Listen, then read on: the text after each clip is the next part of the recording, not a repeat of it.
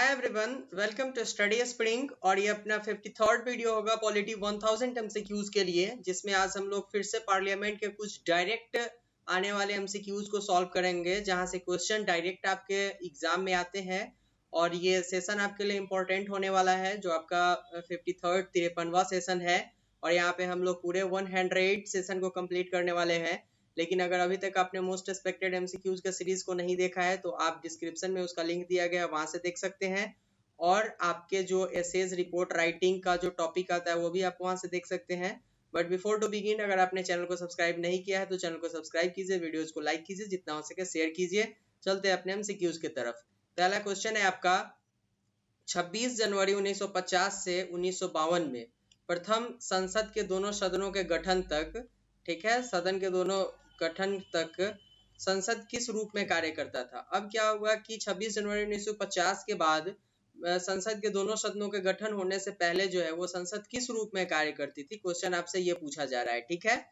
तो इसका जो राइट आंसर आपका होगा वो ए होगा, संविधान सभा अंतरकालीन सदन के संसद के रूप में। क्योंकि ये अभी तक ऐसा था कि 26 जनवरी 1950 से पहले, ठीक है, 26 जनवरी 1950 से लेकर के 1952 तक, जब तक आपका lower house and upper house पूरी तरीके से सेटल नहीं हो गया था, तब तक संविधान सभा जो है वो अंतरकालीन संसद के रूप में कार्य करती थी, ठीक है। यहाँ पे पूर्ण रूप से वो कार्य नहीं करती थी, अंतरकालीन रूप संसद के रूप में कार्य करती थी। और जब lower house and upper house को पूरी तरीके से स्थापित कर दिया गया, तो फिर ये संसद जो है दो सदनात्मक हो गई, जिसमें राष्ट्रपति जो है वो उसके अभिन्न अंग हो गए। तो इसका राइट आंसर ए हो जाएगा। नेक्स्ट क्वेश्चन देखते हैं हम लोग।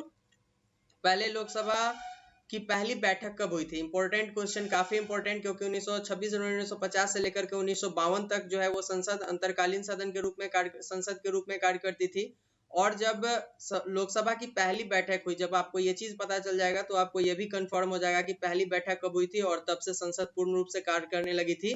तो ये जो हुआ था पहली लोकसभा की बैठक, वो 13 मई 1952 को हुई थी, ठीक है। इसका राइट आंसर जो है वो आपका 13 मई 1952 हो जाएगा। काफी इंपॉर्टेंट क्वेश्चन है ये, 13 मई 1952। ऐसे ऐसे क्वेश्चन डायरेक्ट एमसीक्यूज में आपसे पूछे जाते हैं, एग्जाम में डायरेक्ट पूछे जाएंगे आपसे, जहां पे आपको ये सॉल्व करने में बहुत ज्यादा प्रॉब्लम नहीं होगी।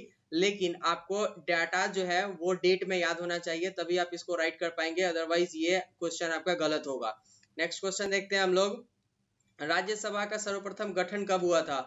तो राज्यसभा के गठन से बात आ रहा है यहाँ पर। तो इसका जो राइट आंसर है वो 3 अप्रैल 1952 है। 3 अप्रैल 1952 को गठन हुआ था। और प्रथम बैठक की बात आती है, इंपॉर्टेंट क्वेश्चन होता है वहां पर। प्रथम बैठक और गठन दोनों से क्वेश्चन पूछा जाता है आपसे। या तो आपसे पहले प्रथम गठन के बारे में पूछ लिया जाएगा, या फिर उसका जो है वो प्रथम गठन के बारे में पूछ लिया जाएगा, या फिर उसका प्रथम अधिवेशन के बारे में पूछ लिया जाएगा। ये दोनों इंपॉर्टेंट होता है। तो सर्वप्रथम गठन जो हुआ था राज्यसभा का, वो 3 अप्रैल 1952 को हुआ था। नेक्स्ट क्वेश्चन, राज्यसभा की पहली बैठक कब हुई थी। मैंने पहले ही बताया है कि ये दोनों क्वेश्चन पूछे जाते हैं, या तो वो पहली बैठक से रिलेटेड हो सकता है, या फिर उसके गठन से हो सकता है, ठीक है।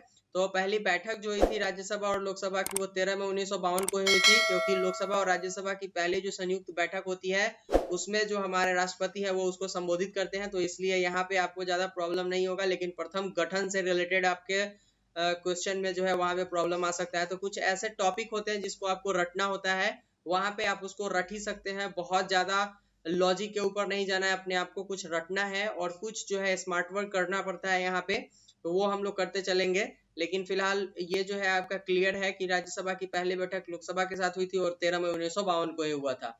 नेक्स्ट क्वेश्चन देखते हैं, राज्यसभा के पहले समूह की सेवानिवृत्ति कब हुई थी। आपने एक चीज देखा है कि राज्यसभा जो है वो परमानेंट हाउस है, और वो कभी डिसॉल्व नहीं होता है। तो राज्यसभा अगर परमानेंट हाउस है, वो डिसॉल्व नहीं होता है, तो हर एक 2 साल पे क्या होता है कि वहां पे 1/3 जो सदस्य होते हैं उनको रिटायरमेंट मिल जाता है।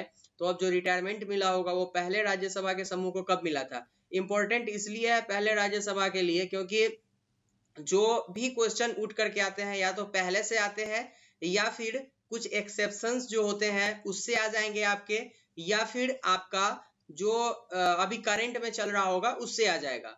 तो ये 3 चीज पे फोकस करना है। पहला हम लोगों का प्रथम कब हुआ था, बीच में एक्सेप्शंस क्या रह गए हुए हैं, और तीसरा भी करंट में क्या चल रहा है। अगर ये तीनों को कवर करते हैं तो चौथा जो है वो आपके पास बहुत ज्यादा एग्जामिनर के पास ऑप्शन ही नहीं होता है, या फिर क्वेश्चन सेटर के पास ही क्वेश्चन सेट करे, क्योंकि बाकी का चीज कोई फोकस भी नहीं करता और एग्जाम में कुछ ऐसे टॉपिक भी नहीं दिए जाते हैं जो आउट ऑफ बाउंड्री हो किसी के।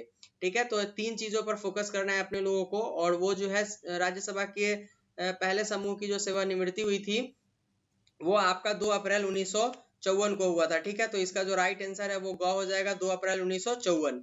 नेक्स्ट क्वेश्चन देखते हैं हम लोग। पहली लोकसभा अपनी सामान्य अवधि के कितने दिन पहले विघटित कर दी गई थी?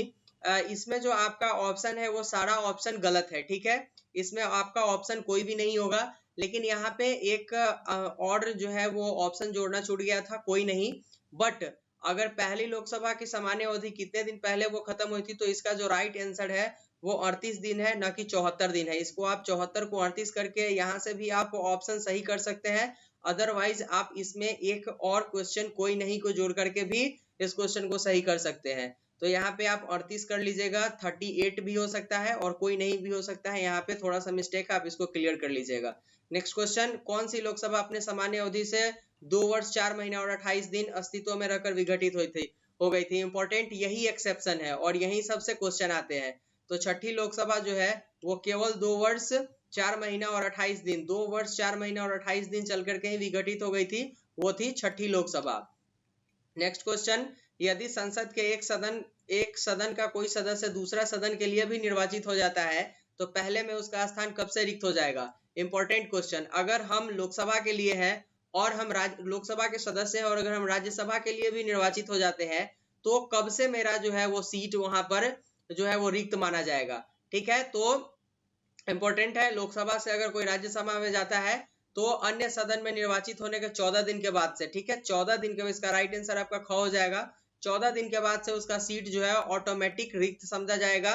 उसके बाद उसको कोई एक्स्ट्रा वर्क नहीं करना पड़ता होता, या तो 14 दिन पहले वो खुद वहां से रेजिग्नेशन दे दे, अदरवाइज वो उसका जो सीट है वो 14 दिन के बाद क्या होगा कि खुद ब खुद जो है वो रिक्त समझ लिया जाएगा। लेकिन अगर इस बीच में वो 14 दिन के अंदर में चाहता है कि वो इसी सदन में रहे तो फिर अगर वो क्लियर करता है तो फिर उसका सीट जो है वो रिक्त नहीं होता है। ये इंपॉर्टेंट है, 14 दिन के लिए राइट आंसर ख हो जाएगा। नेक्स्ट क्वेश्चन, यदि कोई सांसद किसी राज्य विधानमंडल के सदस्य के रूप में निर्वाचित होता है तो यदि वह राज्य विधानमंडल में अपने स्थान से राज्य के राजपत्र में घोषणा के प्रकाशन के कितने दिनों के भीतर त्यागपत्र नहीं देता है तो संसद का सदस्य नहीं रह जाता है? इसका भी राइट आंसर आपका 14 हो जाएगा, ख हो जाएगा। जो है 14 दिन के अंदर में अगर वो त्यागपत्र नहीं देता है तो संसद में जो है उसका स्थान जो है वो ऑटोमेटिक रिक्त समझा जाएगा। उसके लिए स्पेशल कोई प्रोविजन करने की जरूरत नहीं होगी, इसलिए इसका जो बाउंडेशन किया गया हुआ है वो 14 दिन ही किया गया है। राइट आंसर ख हो जाएगा आपका।